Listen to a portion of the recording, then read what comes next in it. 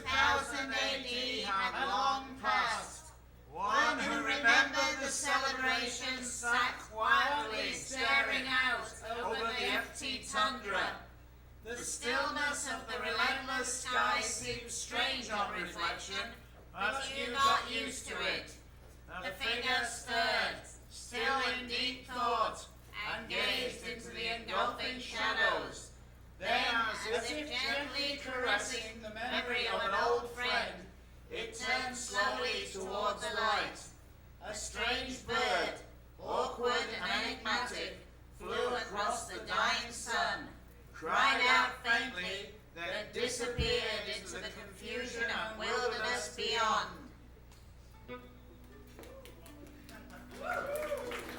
Thank you. All right.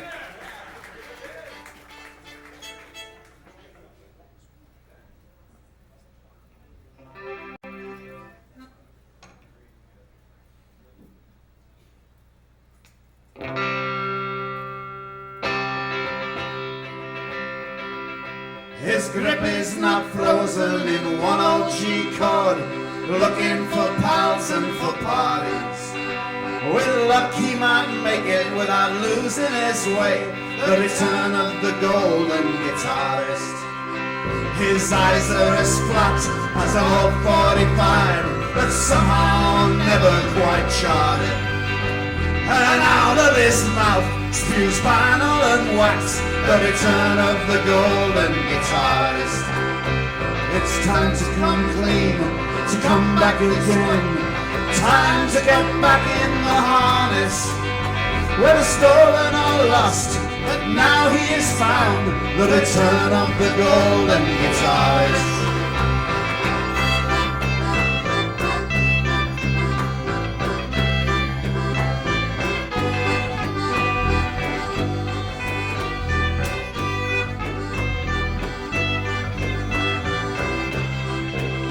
What gives him the right to talk that way? Pray silence now, don't get me started. You got freedom of speech, but you got nothing to say. So welcome the golden guitarist.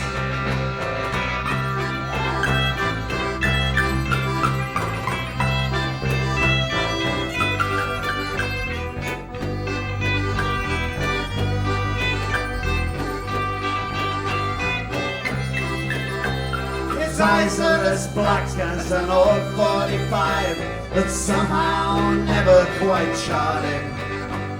And out of his mouth spews vinyl and wax, the return of the golden guitarist.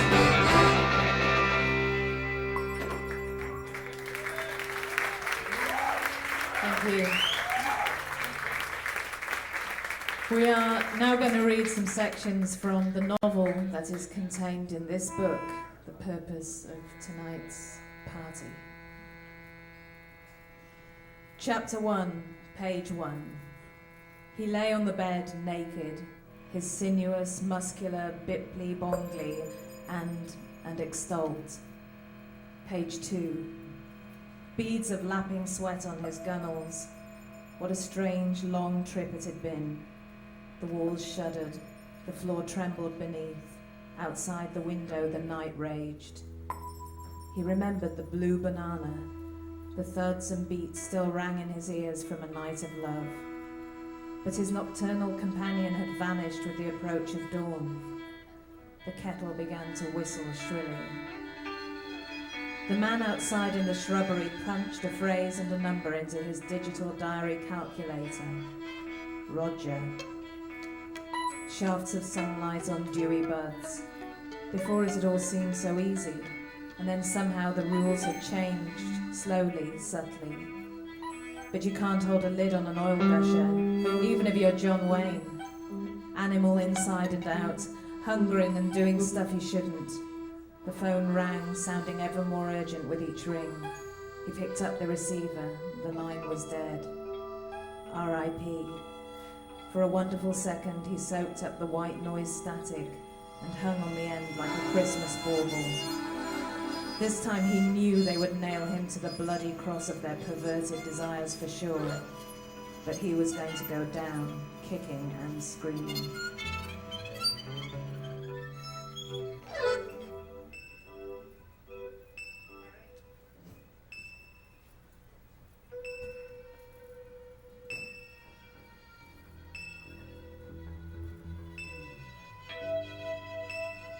Bright yellows, oranges and reds, large checks and striped tank tops 2 sizes too small would normally adorn the adored frame of Rolio. His ineptly painted orange shoes are rapidly becoming an icon for a generation and were copied by equally ineptly dressed young men across the land. It was rumoured in the fashion press that a major shoe chain was working on getting that cack-handed paint job patented, and it was only a matter of time before mainstream crossover occurred. The keepers of the manager who currently struggled to control Rolio drooled and smacked their lips in anticipation. But that was all back down in London. Rolly looked down and beheld his feet clad in a pair of dull black engineer's boots. Go ye in dark raiments. More fragments of memory began to cluster in the areas of Rolly's brain that were as yet undamaged. Incognito, he pondered the word. I wear the black for the poor and broken down. He hummed softly and smiled, thankfully nodding to himself as a dull light bulb above his head pinged and grew brighter. His manager, Guy Smith, had telephoned the night before last, or was it last night? Rowley, get yourself down to King's Cross in the morning. I'll meet you there about 11:30. We got to go and do some reconnaissance down in Leeds, mate. The record label wants a... Rowley had cut off at this point. Scribbling the time and place on a scrap of paper, he had stared bored around his hackney squat as Guy rabbited on in his whining, nasal delivery. Names, possibilities, deals, tie-ups. Rowley, you still there, mate? Yeah, he had responded. I'll be there. Well, don't wear them bright clothes tomorrow. Try and tone it down a bit. We don't want to attract no attention because of what I just told ya. The point of this had been missed by Rowley, but he had noted the dress requirements resignedly and hung up.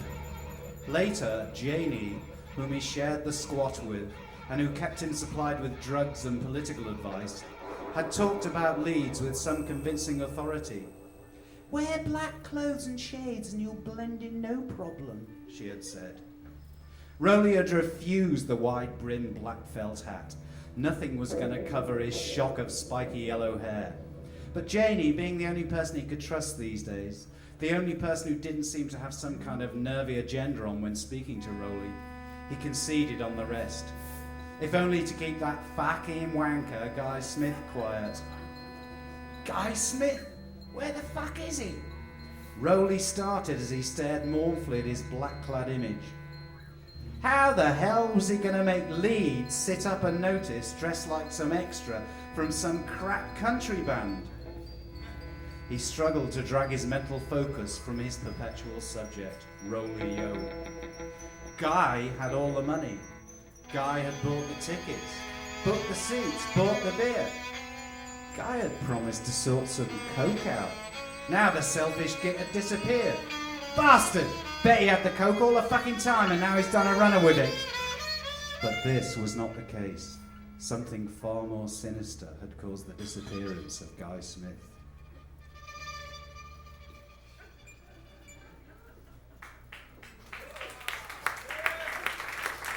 Thank you.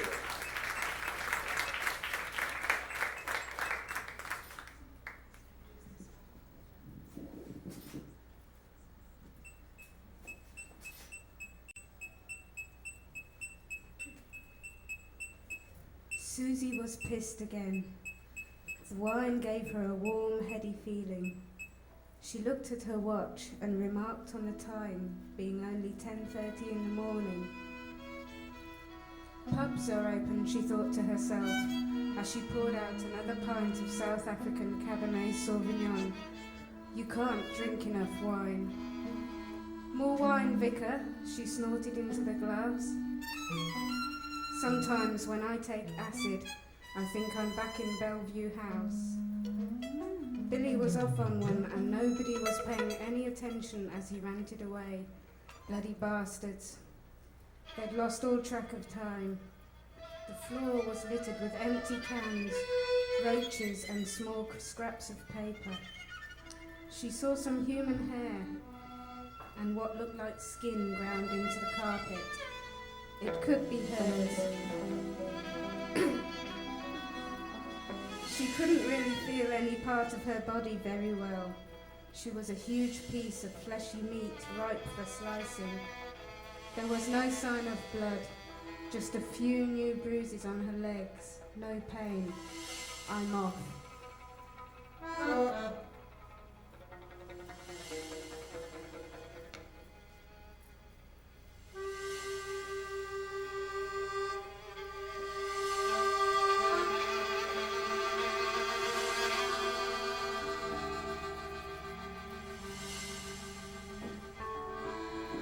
Sophie went to the pub about 7:15, thinking it was probably a bit early, but she'd just go for a quick one and see what was going on.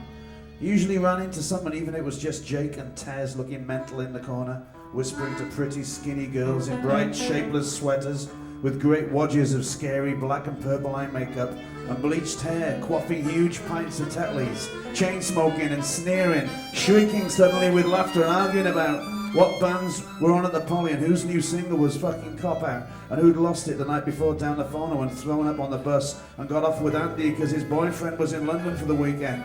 And that party with the posh rugby player bastard who was doing fine art with Rosie went crazy and glassed one of the barmen from the Eldon, who was really a nice bloke and who was just messing around, but now he's got to go and have all his teeth done, and the bastard will get off scot-free like posh shits like that always do. And he even tried to say sorry the next day. Can you believe it? The pathetic bastard. He tried to buy him a drink and him with his mouth all smashed up. He should bring charges. Won't do him any good.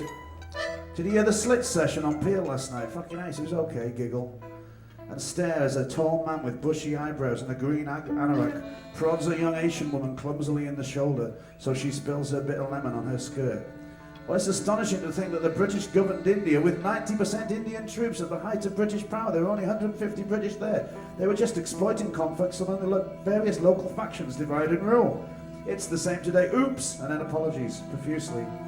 As she looks around nervously for friends, she was meeting at 6, wishing she was anywhere else because she hates pubs anyway, and doesn't recognise any of the 6 or 7 blotchy student types in grimy Oxfam clothes, pressed tightly together around a small table, covered in all different shaped glasses and packets of crisps, over by the door, leaning in the centre of the table, rubbing their hands through scruffy hair, scratching and picking and talking urgently about a second-year history student getting beaten up in Woodhouse just by the Ace of Clubs, where the Rosillos played.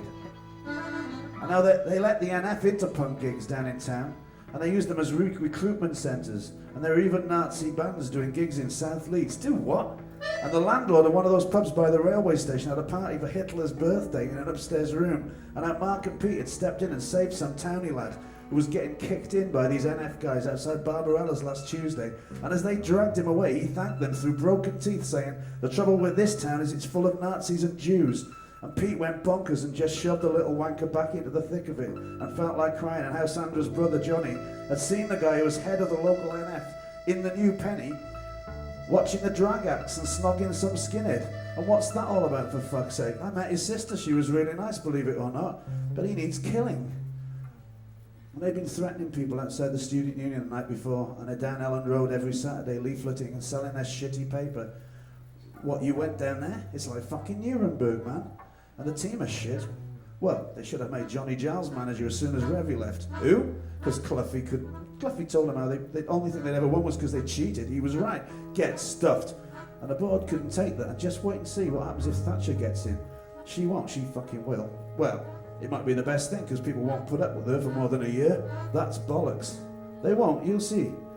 Well, Labour are fucked, totally fucked. I'm not voting. Well, that's stupid, that's just a waste. Well, who am I going to vote for? There's nobody. Vote Labour, you daft sod. I bet you're not even registered to vote. I bloody am, liar, hey, hey. If you saw Don Revy and Johnny Rotten walking down the street, who would you thump first? I don't get it. Who's Don Revy? What? You could put a donkey up for Labour here and it would win. I'm just going to spoil my paper. Hey, hey, is that Johnny Rotten? No, I've only used it once. Shut up, you twat. Don't say that, Ruth. Yes, swear with your own genitals. What? That's disgusting. Basically, the democratic system is totally redundant. Bloody right, this country is primed for violent revolution. What? Oh yeah, shut up. You are such a wanker. Mark, anyway, there's an RAA gig at the Poly on Friday. Who's playing? Really? Fuck, and the beer's really cheap. And while an older red-faced man with long dirty hair and thick glasses scribbles furiously in a notebook, mumbling and laughing to himself with a full pint of beer untouched on the table in front of him, squinting in pursuit of spiderish handwriting on a twisted voyage across the page. Every mother's son of ye draw his knife and pull with the blade between his teeth. That's it, that's it. Now ye do something that like it. My steel bit starter. My silver spoon starter, marling spikes. And roaring out loud again, so heads turn for an instant, then turns away just as fast. Well, there's always more to write. Scientists turning cow's milk to pus in low-roofed concrete sheds, scattered up and down the spine of merry old England. Plagiarism, I'll give you plagiarism. On her way back from the bar, Sophie was surprised to see Colin in the other room, crushed against the far wall by a dark-haired woman perhaps twice his age, who was clearly the worse for drink. She felt a twinge of discomfort as she paused in the doorway and watched the woman stroke Colin's forearm, talking directly into his ear. Oblivious to Sophie's presence, Colin had a faraway look in his eyes. He just nodded and occasionally whispered something back. The woman was crying.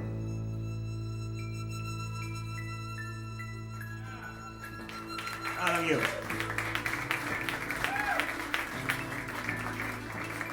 Ladies and gentlemen, Susie Honeyman.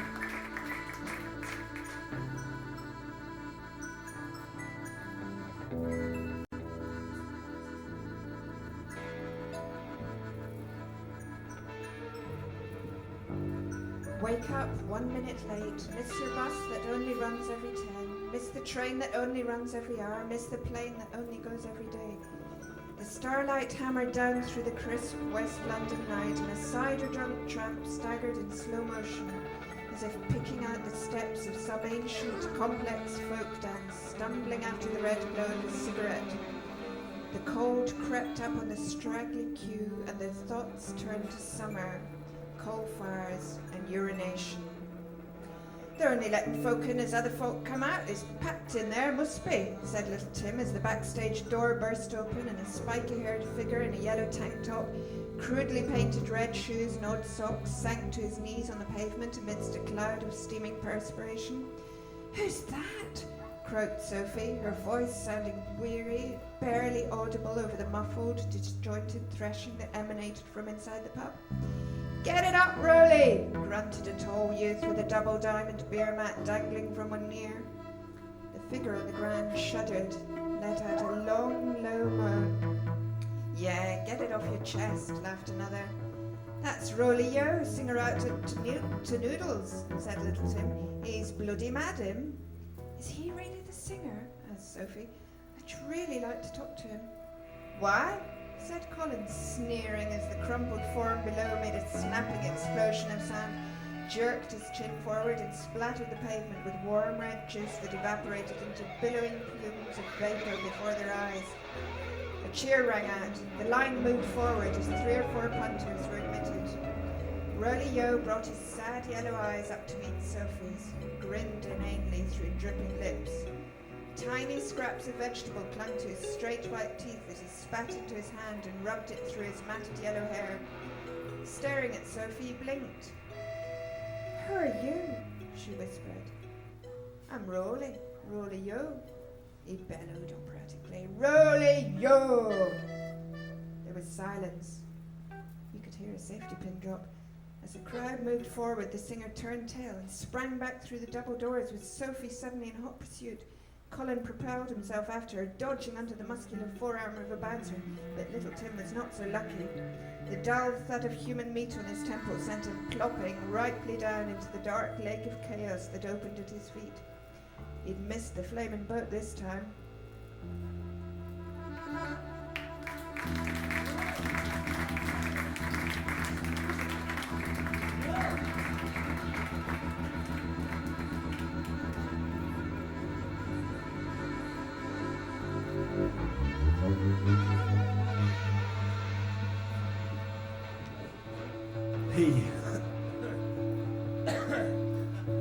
He hit the floor, sweating and scared.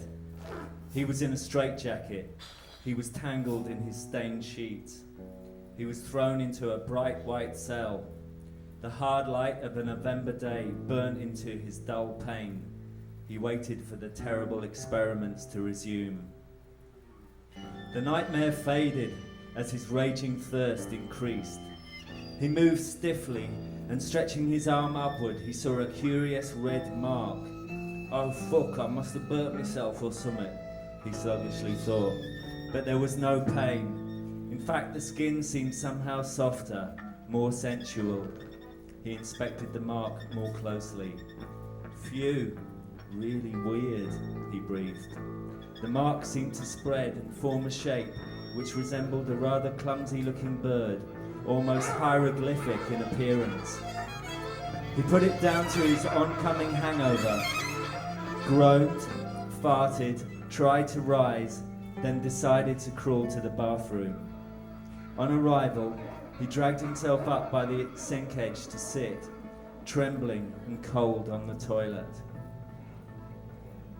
Somewhere on the high seas, a black storm raged. For a split second, time was suspended as a path between Colin's brain and that tempest opened up and screamed. A spiral of disorientation took him to the ceiling. He looked down at his own image astride the bog and blacked out. Mr. Sherwood, muffled. Mr. Sherwood, clearer. Mr. Sherwood, slow realization. Mr. Sherwood, more sing-song. What? Time to take your pills, Mr. Sherwood. Whiteness, the smell of anesthetic, dog awful tired. Am I in hospital? Yes. Take this and rest, and you'll feel better soon. The nurse's shape became clearer, and through his haze, Colin felt a stirring in his loins. Call me Colin, he slurred. Outside, the rain washed a wide street, lined with the dirty stone buildings of northern industrial pride that made this. The red mark was still there but fading. In London, 200 miles away, a pale, delicate wrist flexed and a slow moan sounded, hardly breaking the silence.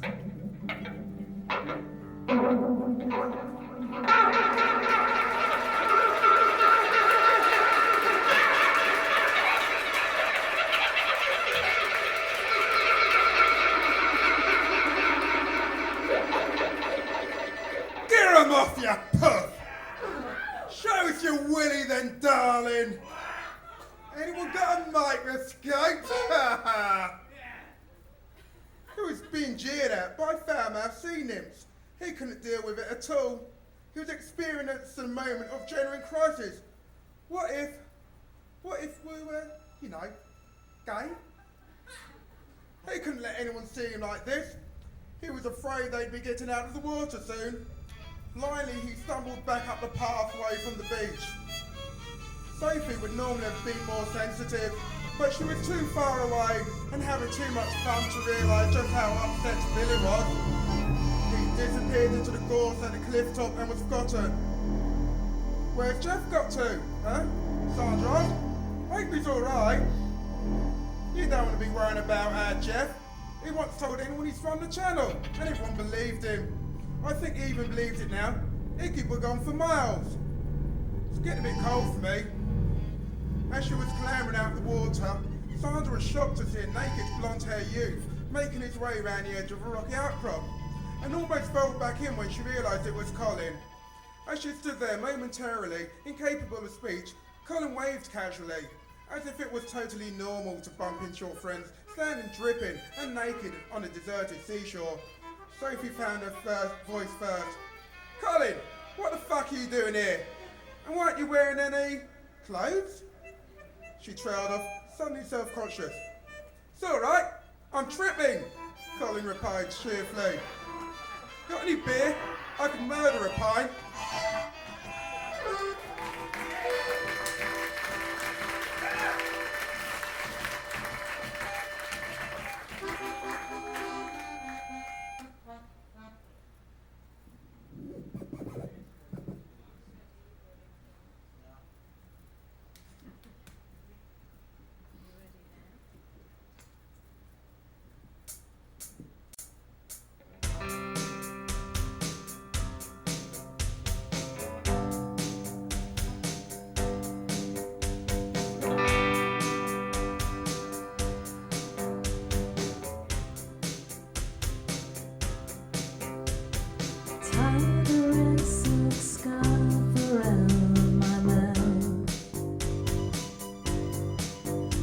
This protest leaves the hearing and the sight. Fantastic place to be, a place to live in. Forgive them, they are young and rich and wise. Cash rules everything around me. The slowest animals have upped and gone. An accident sits down with you for breakfast. Things are better now we have the bond.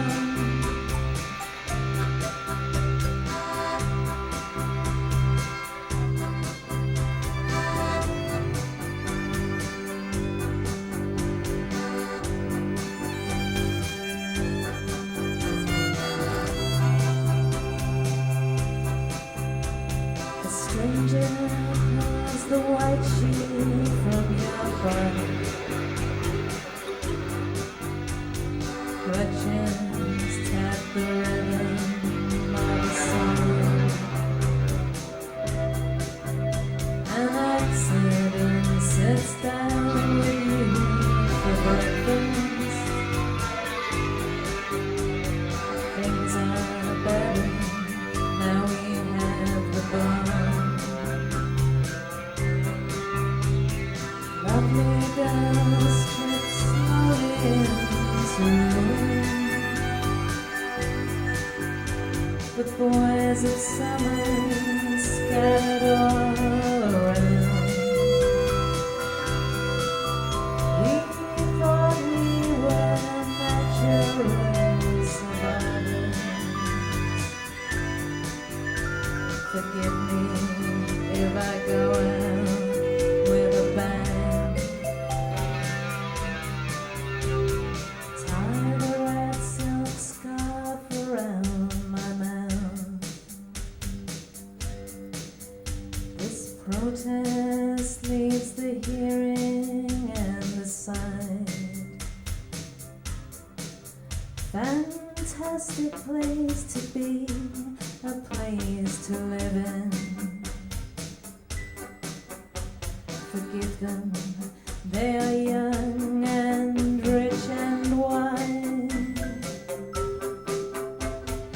Cash rules everything around me.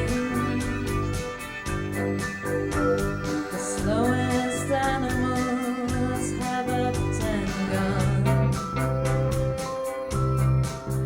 An accident sits down with me for breakfast. Things are better now we have the bond.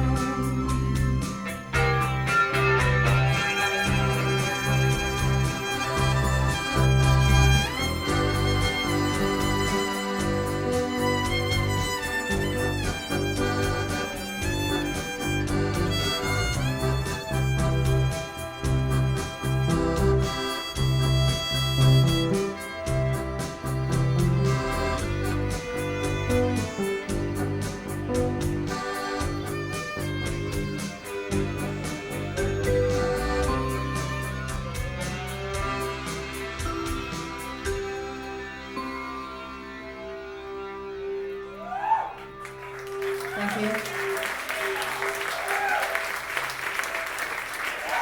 We're going to do one more song and then have a break for about 20 minutes.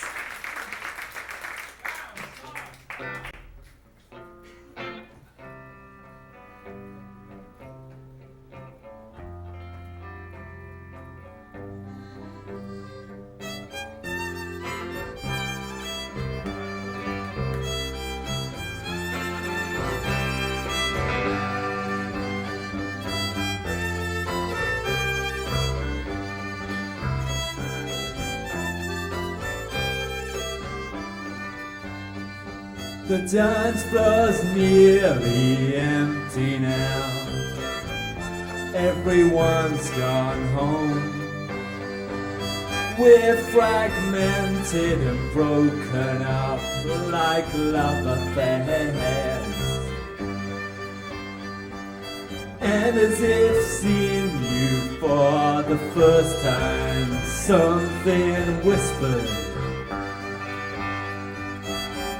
looking at you in desperation, knowing nothing ever happens. I wanted to say fall in love. I wanted to say fall in love with me. I wanted to say fall in love. It'll be alright. So beautiful, you were waltzing, little frozen rivers all covered with snow, all fragmented and broken up. Oh, well, I guess it's time to go.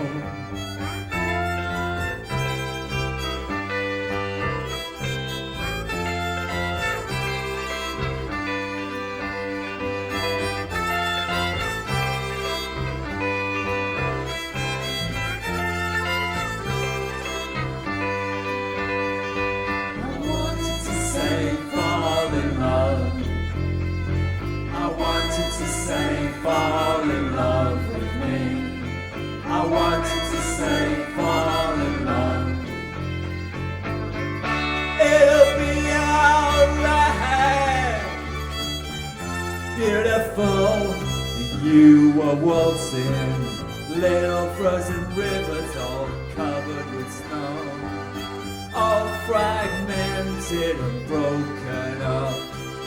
Oh, well, I guess it's time to go. But as if seeing you for the first time, something whispered, looking at you in desperation, knowing nothing ever happens. I wanted to say fall in love. I wanted to say fall in love with me.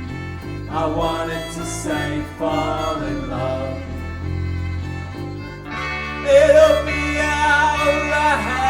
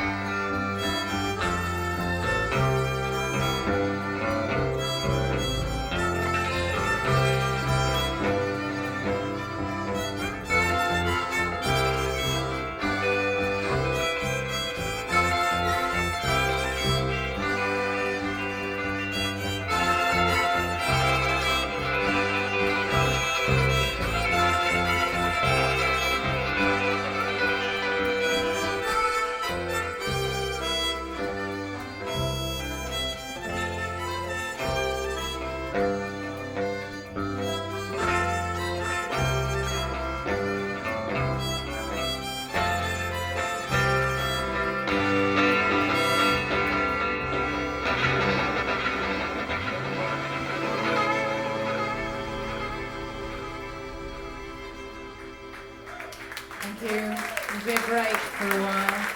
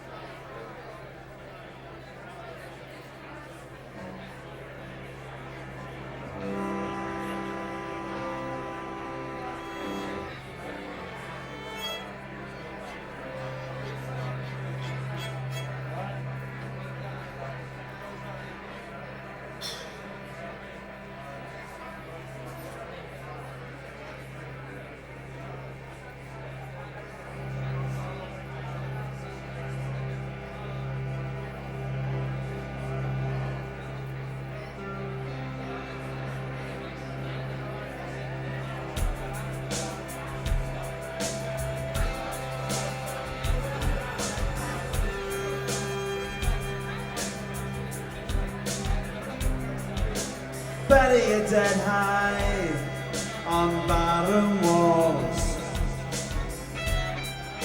Torn smiles, fading and fixed. Layers of dust and nicotine. Pill popping, jazz and sex. Dream disease, symptoms plain to see. I am a doctor, why don't you trust me?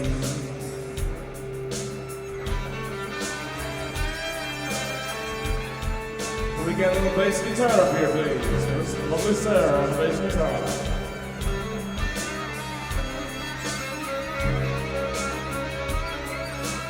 Old stars, failed stars, dead stars and non-stars, staring out for historical stars.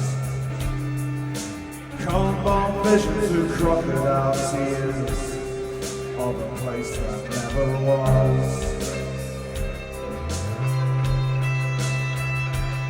Like Henry IV in his 60s, built a replica of his hometown to recapture the saner, sweeter life that he had helped destroy.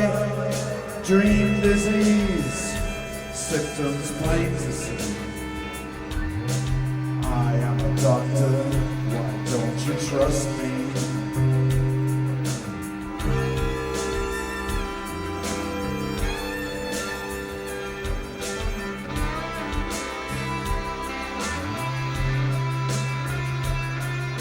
The author dies, 'cause inspiration is alive. Here's a frame to live inside. The casualties and contradictions, Conditions of doom. paying for the building with your lives. They build motorways with crushed up bones. Dream disease, symptoms plain to see. I am a doctor, why don't you trust me?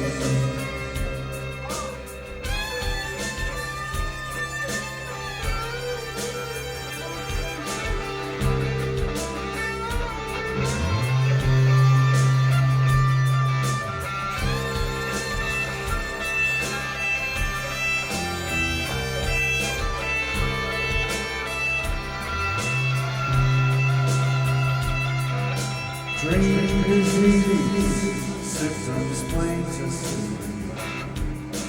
I am a doctor, why don't you trust me?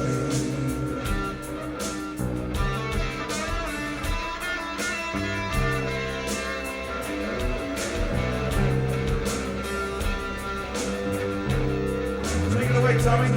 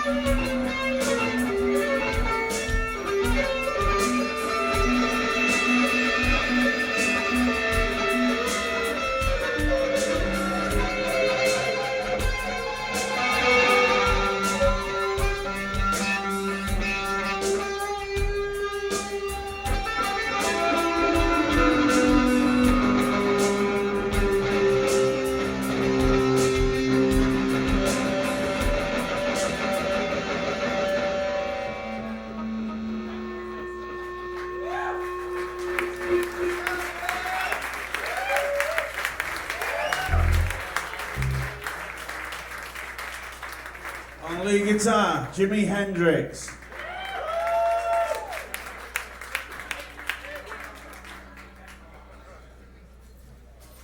Can we check the bass out?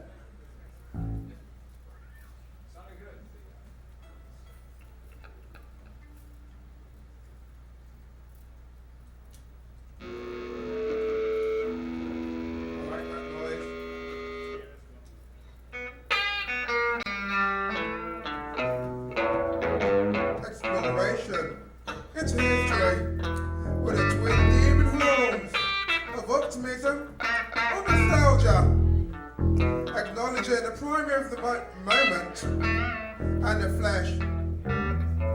It's getting better every day. Paul and Linda McCartney's body in decay.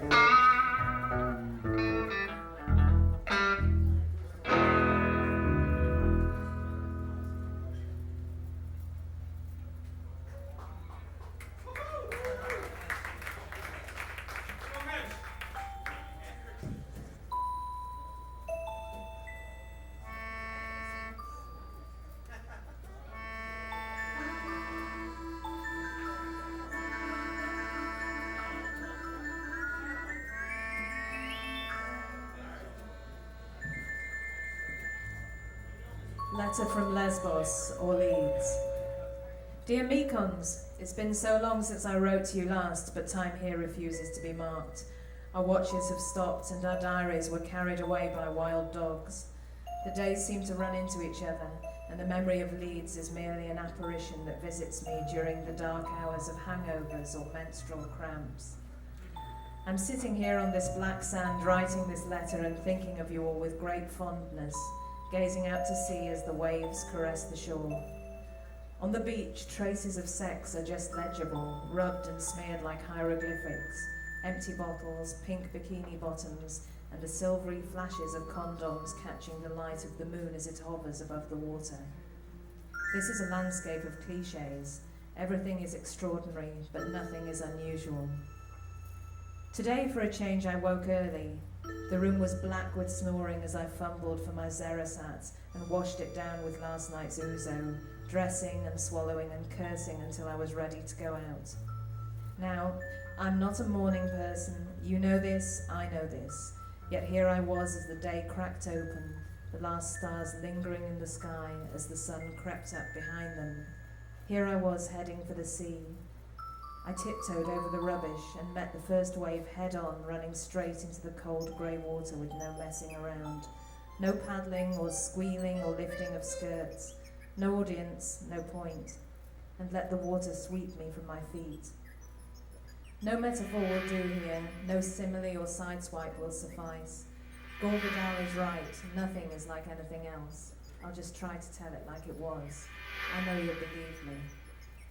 It was a great icy wall of foam, and it slapped me from head to foot, 1,000 snowy, frothing hands walloping and berating, before it rushed around me with all the heaving, churning, salty strength of the sea behind it.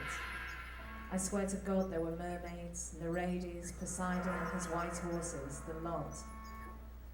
I shouldn't have been surprised at what happened next, although I am, as I write, still somewhat bewildered.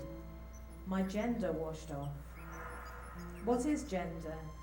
It is a context, a strange mercurial fixity that can be transported and changed, hidden and exposed, flaunted and contradicted. It is comfortable or terrifying, bewildering or safe.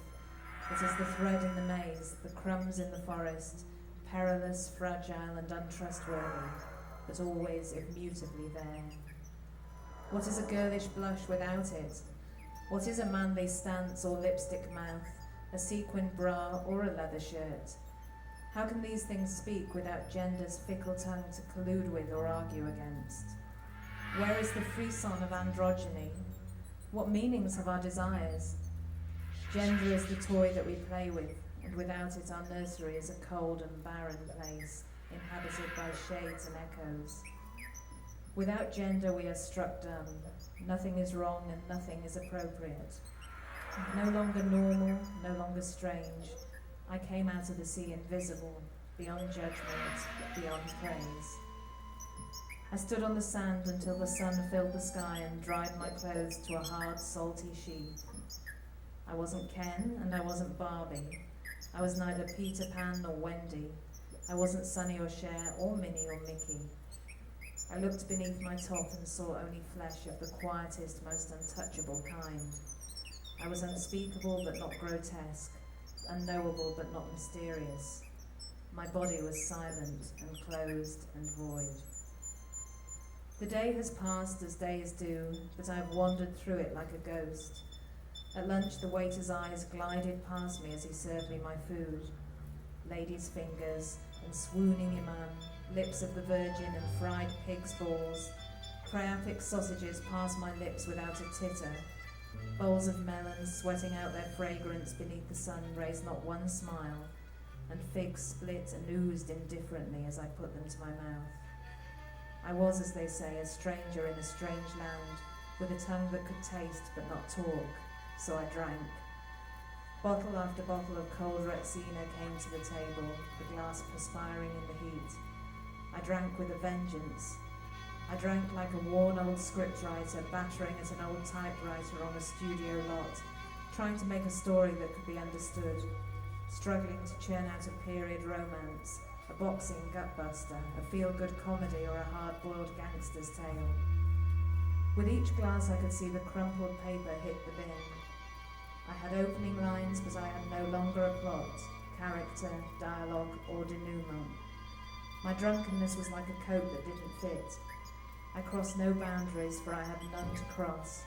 I became neither unseemly nor unruly, for without gender transgression is an impossibility, and without transgression life is a pale and feeble thing.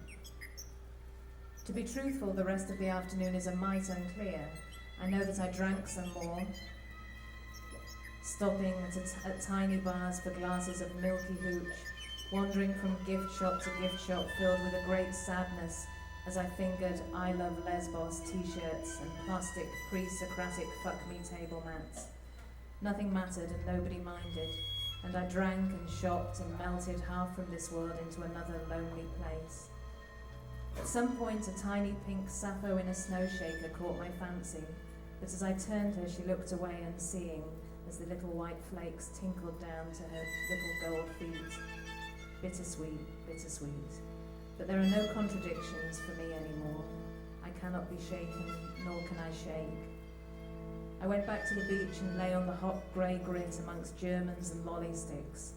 A cassette played a warped Iron Maiden tape that lurched along in time to the mopeds that zipped up and down the beachfront, bearing boys that whistled and called out to the topless bathers. I took off my clothes and lay down again. Nobody noticed. The sounds faded, my heart slowed, and I slept.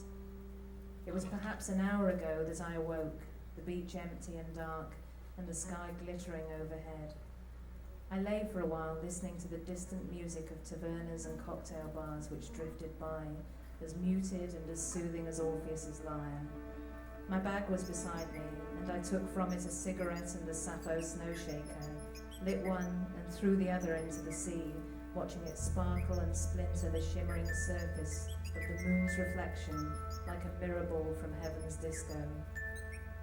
I know what it is now, that phosphorescence, that sparkling veil that lies upon the water. It is a gender, a soup of sex and difference washed from the bodies of 10,000 years of bathers, from bishops to bacchantes, puritans and pirates, sailors, princesses and truck-driving girls. It's just out there, waiting, glistening and shimmering and talking. I have to go now. I love you. I'm going back in. Love, Emma.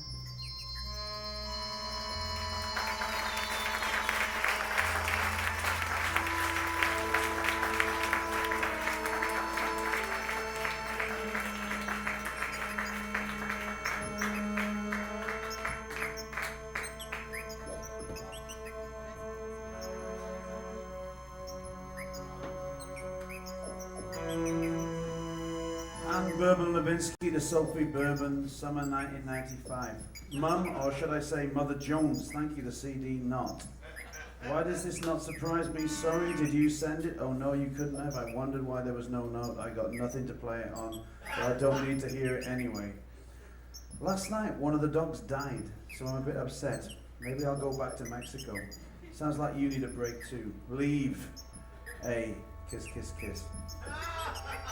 P.S. Saw a thing in an old Rolling Stones of the Mekons on stage in Austin last year with this some hairy punk guy who was in rehab with Kurt. Isn't it time they gave up? Sven says they're clowns, grown men taking part in some sad kind of perpetual arrested adolescence, singing their dreadful rubbish, which Sven says is not a really radical repositioning of cultural production under the Reagan-Thatcher axis, but just some dumb old guys pretending to be intellectuals to cover up the fact that they can't sell enough records to ignore the critics.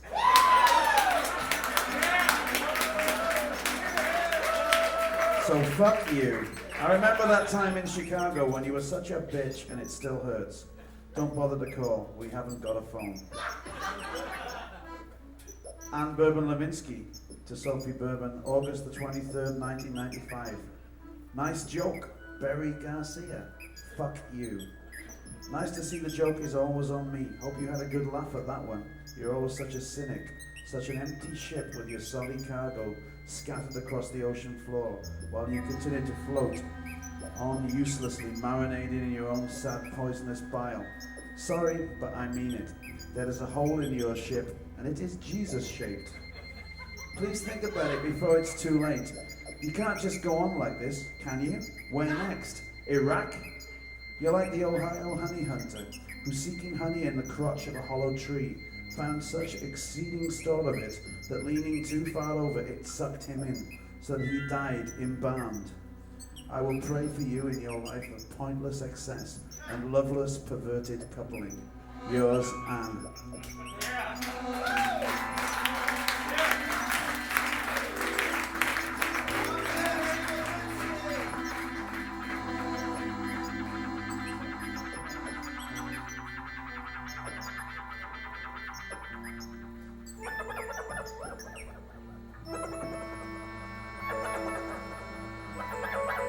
So, like, I'm with this promoter, and we're in his car, this funky old Opel driving through the city. And he's like showing me all this important stuff, these monuments and buildings, and the Rathaus, and the Marketplatz, and the Hafen, and like this weird fountain in the middle of this boulevard. It's all sort of Dada-like with disparate figures and bicycle wheels and gears and sprockets and moving parts and weird geometric forms, all kept in motion by the running water, and fucking impressive as hell. And then we're cruising the shore of Lake Constance, and like, he thinks I'm Dutch because of the way I speak German, which I find totally weird, but ultimately sort of flattering. And then it's after the show, time to settle up, and he comes up short with this touching story about his sick kid and his medical bills, and like, hey, I have really and truly heard it all before. And then there I am in that motherfucking position again, where I'm thinking maybe he's telling the truth. And he's really got it tough. But like, it's my job to collect the money. And that's what I'm paid for, and god damn it, I even take a certain pride in it. So like, I turn on the full bore asshole apparatus and demand the entire fee. And then the promoter is up and shuffling around with his balding hair, neatly trimmed mustache, and leather trench coat, hemming and hawing and having a bad time of it, while I make a display of my endless patience. And then he goes off and comes back after a while with this big bag of coins, which takes us forever to count, and like he's telling me he had to smash his kid's piggy bank to come up with the money. And I'm at that point where I just don't give a fuck anymore, and I sign his receipt and head out of the office and grab a cab back to the hotel. So totally fed up with tour managing and rock and roll and my own corrupted personality and just about everything else, when suddenly there's that fountain in the middle of the boulevard. And like, I'm looking at it out of the steamy back windows of the taxi, trying to get into it. Trying to understand just what it is that the artist is trying to say. But all I can really think about is all those fucking coins weighing down my briefcase. and that regardless of whether the promoter was bullshitting me or not with his hard luck story, I had every right in the world to feel like a complete and utter asshole, and that no Dada, and no rock and roll, and no artistic statement could possibly save me from that incorrigible desire to be myself.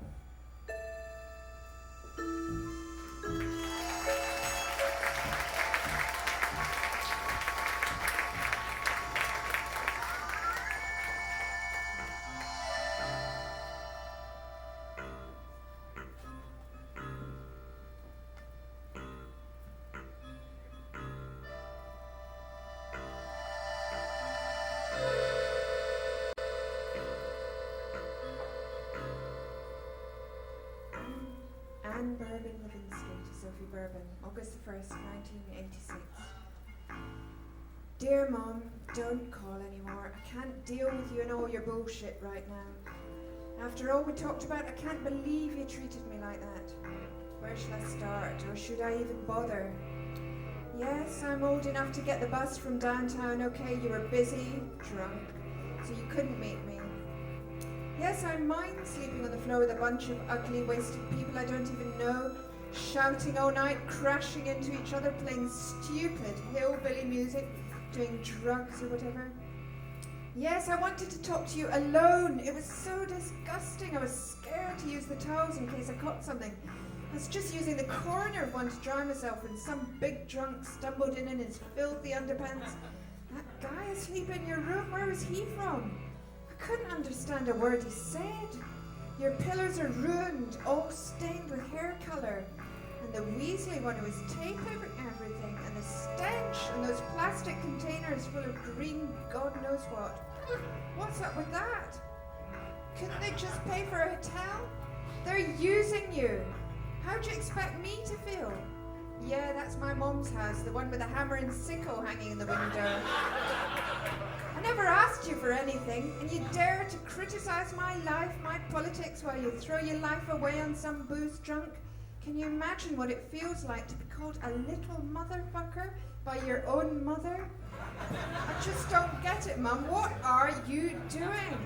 What is it with women of your generation? You come on all pious to your daughters about feminism, then you throw yourself at these dingy men playing loud, ugly music.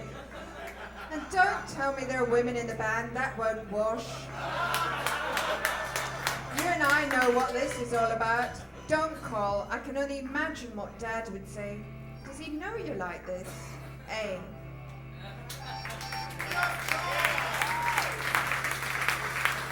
Susie Hyman.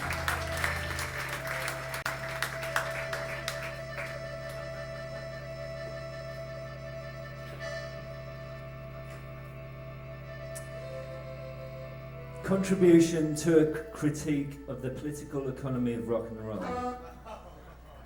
Ready? In the discussion which follows, it is taken as a methodological assumption that the primary purpose of any commercial organisation is to generate profit, preferably as rapidly and as at higher rate as possible.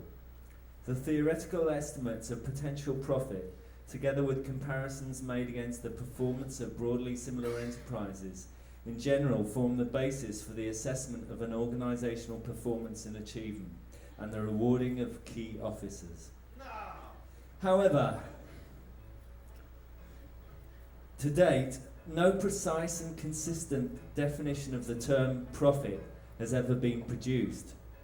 Given the importance of the concept of profit to the operation of the entire global economy, such an astonishing epistemological failure does raise or create serious difficulties for thinking about economy. Recent economic crises, corrupt and fraudulent practices, mismanagement leading to the collapse of local, regional and transnational financial institutions, etc., and subsequent crises of confidence in the accounting profession, central to the orderly accumulation of capital, have generally evoked an official response which highlights either the culpability of individuals or of the accountancy profession as a whole.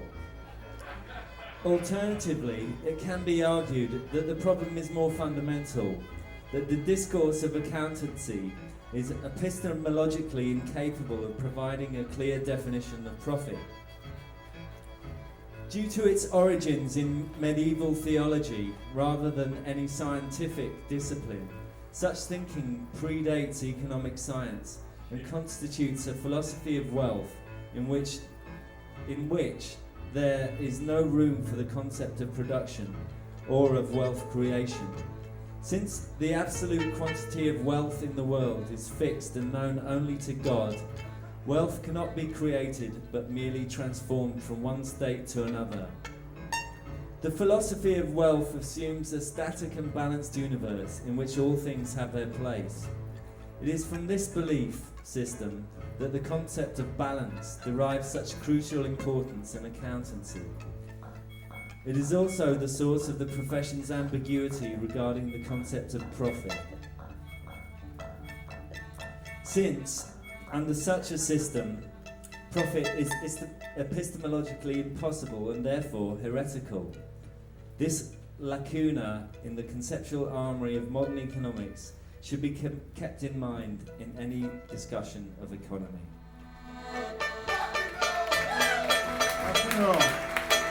Can of worms.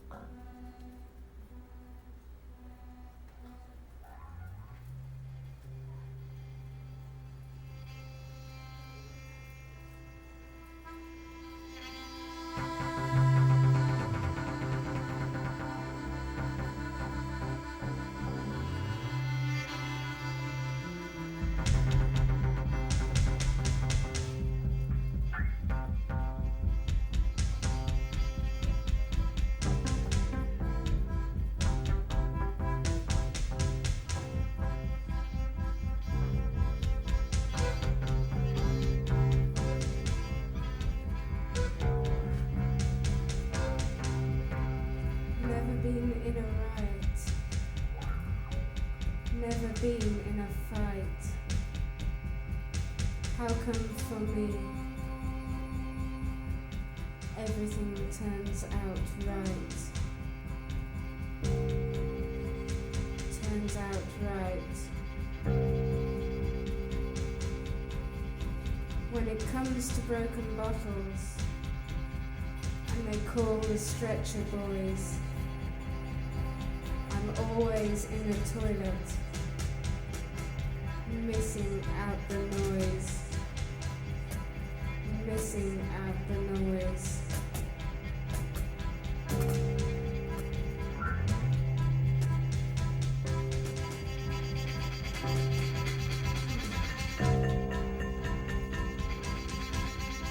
I was in this late night cafe, eyeing up the till,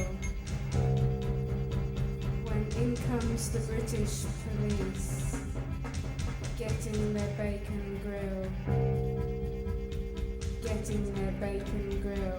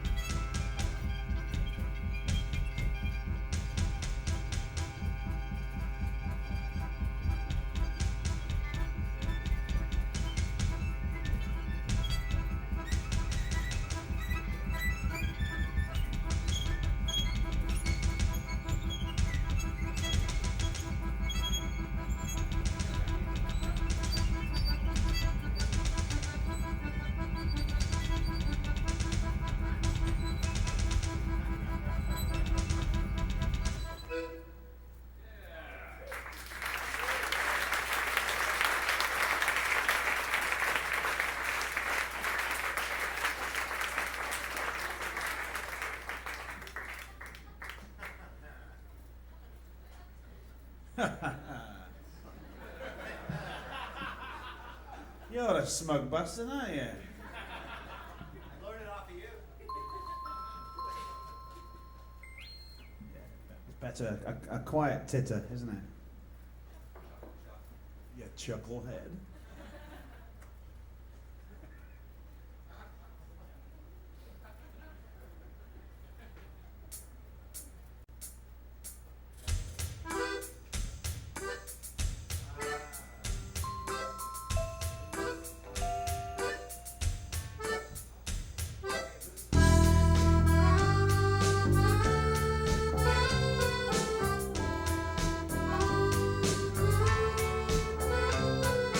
All my time I spent in heaven, revelries of dance and wine, waking to the sound of laughter. Up I'd rise and kiss the sky. Ecstasy and fornication, music, lust and poetry. Something stirs, I hear the warning. I look for Eurydices.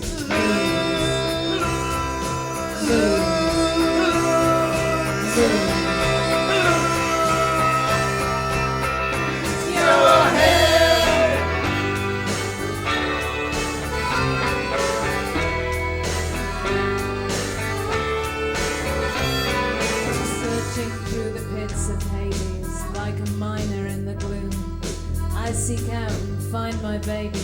Don't look back, the warning booms. In my thoughts that morning shakes me. How conceive me now? I will think of worlds in order. I will take a solemn vow. Lose, lose, lose.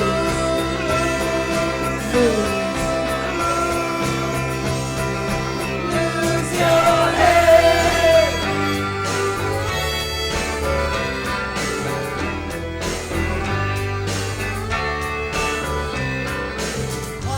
Glimpse to take back with me, set my eyes despite the fear. One last glimpse was all they needed. Loose the Mekons, came the jeer. Torn apart and cut and scattered, limb from limb and heart from mind.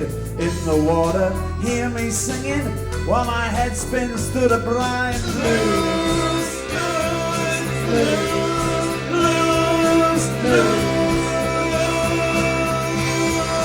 Lose your head.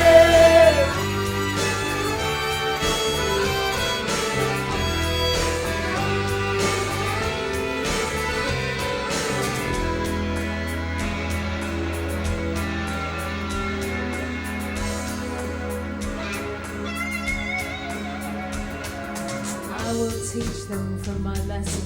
I will teach them from my song. I will teach them something or other, and where I land will be renowned. Where I land will be the fortress of the fight against this tide. Tides of rotten patriarchy, tides of greed and tricks and lies. Lose, lose, lose, lose.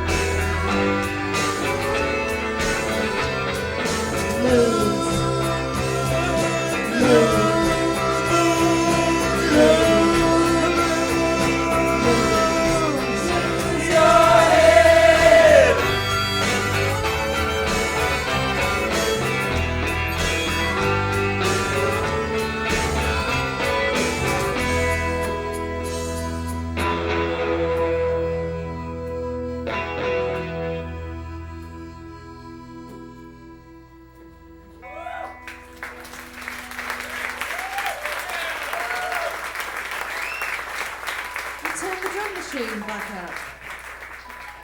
It's gone very quiet. It should be deafening volume. On the drum machine, Little Willie. He's so little he fits in a cassette case. Two. No, the witches of the Mekons cursed Steve Goulding and put him in the cassette case.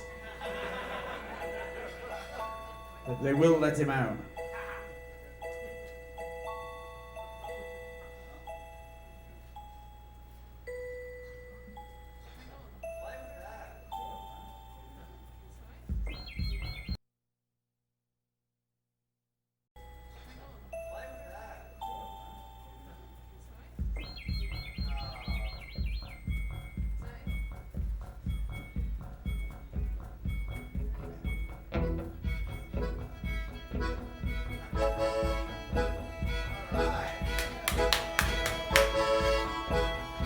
Crank the drum machine. I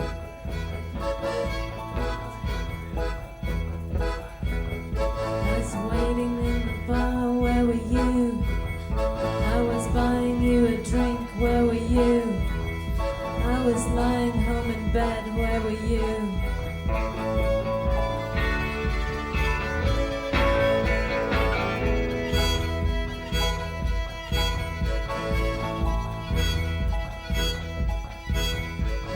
I watched you from a distance, did you see me? I was standing in the queue, did you see me? You had yellow hair, did you see me?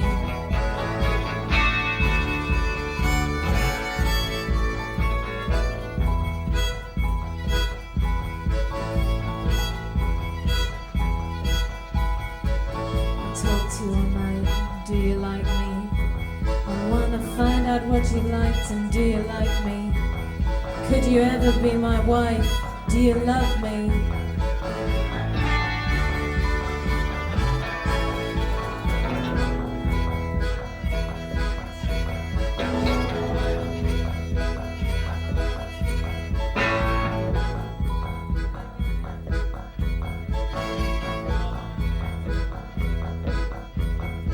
I was waiting in the bar, where were you? I was buying you a drink, where were you? I was lying home in bed, where were you?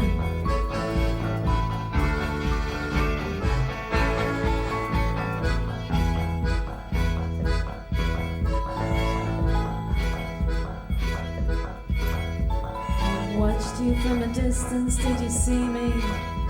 I was standing in the queue, did you see me?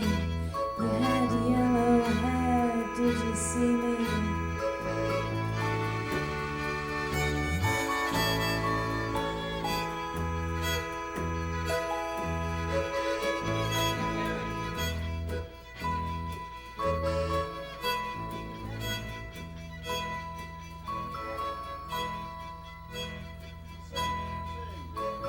Talk to you all night, do you like me? I wanna find out what you liked and do you like me? Could you ever be my wife? Do you love me?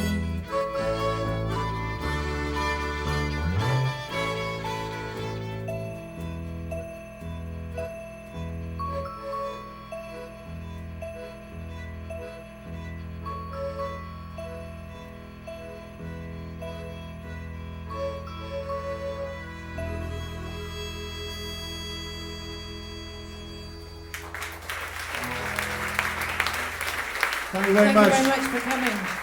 Buy our book or we'll get you tonight.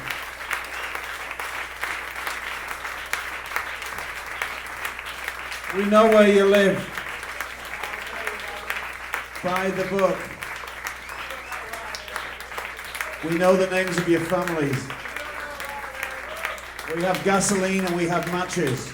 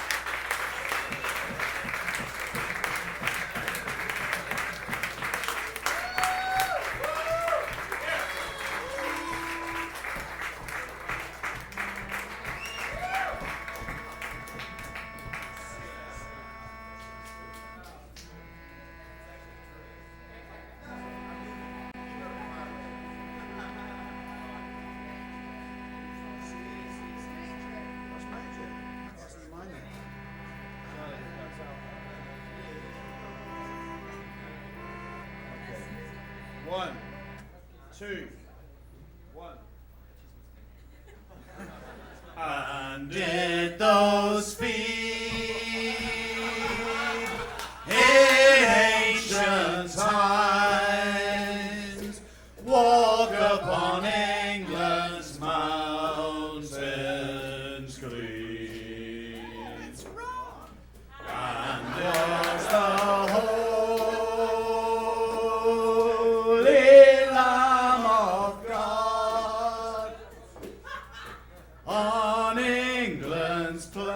pleasant pastures seen, and did the countenance divine sail forth of those crowded hills, and was Jerusalem builded here among those dark satanic mills. Bring me my bow of burning gold. Bring me my arrows of desire. Bring me my sword of bring me my chariot of fire. I will not swim endlessly, nor will my sword sleep in my hand till we have built Jerusalem in England's clean and pleasant land. Thank you.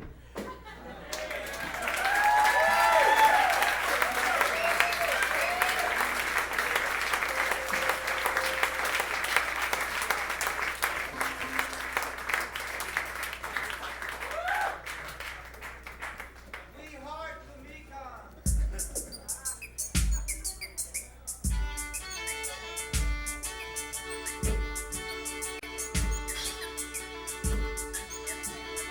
It's a traditional English folk song. Oranges and lemons, say the bells of St. Clement's. I owe you 5 farthings, say the bells of St. Martin's. When will you pay me, say the bells of Old Bailey. When I am rich, say the bells of Shoreditch. When will that be, say the bells of Stepney. I do not know, say the great bell of Bow. Here comes the candle to light you to bed, and here comes the chopper to chop off your head. Chip, chop, chip, chop, chip, chop, chip, chop, chip, chop, chip, chop, chip, chop, chip, chop. Lost man's dead.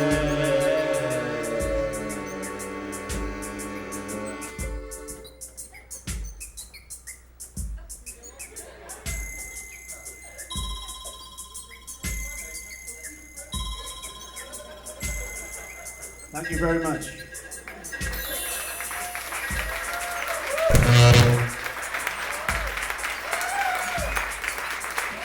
That old lad always has the last word, doesn't he?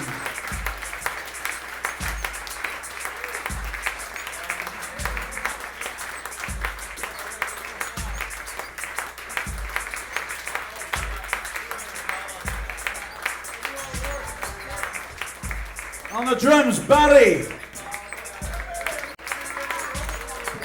The man from Atlantis. Director of the greatest TV show in America at the moment, Rudy and Go-Go's world famous cartoon show on TNT. This is the voice of Rudy.